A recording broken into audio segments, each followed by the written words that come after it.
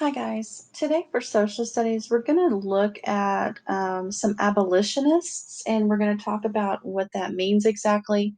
We will get into this more deeply as we get into the Civil War here in another month or so, but we just want to talk today about slavery expanding due to the cotton gin and the introduction of this new machine that has been built.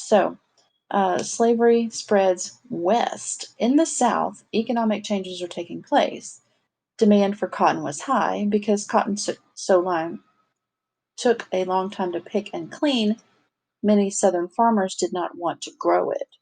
In 1792, a young man named Eli Whitney invented the cotton gin, short for engine.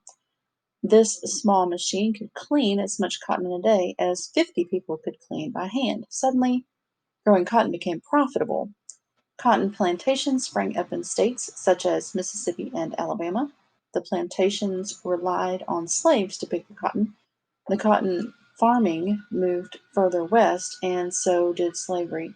So, because of this machine that was invented by Eli Whitney, the machine was able to clean the cotton much more quickly. You had to get all the little seeds out, and that could be brutal on your hands. Growing cotton is very labor intensive, so the more cotton to be planted, the more slaves were needed to harvest that cotton and to then again replant for the next growing season.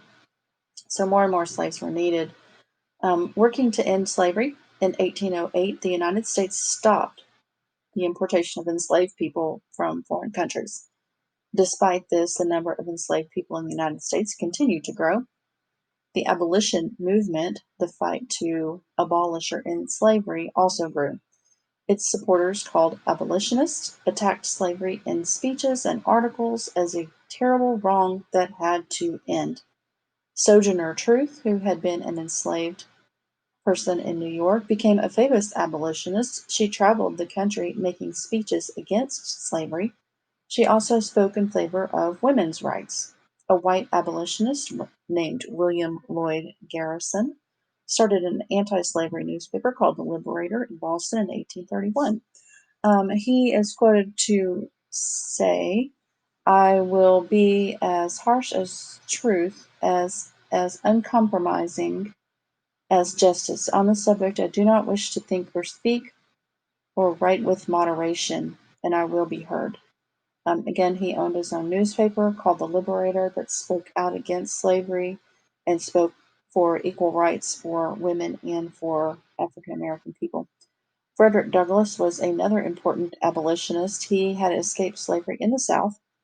Douglass gave many speeches about his experiences, and he said, "I appear before you this evening as a thief and a robber.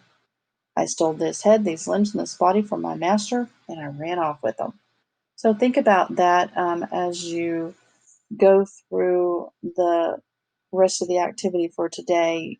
The growth of slavery due to the cotton gin and the growth of abolitionists due to the growth of slavery. So let's continue on, shall we?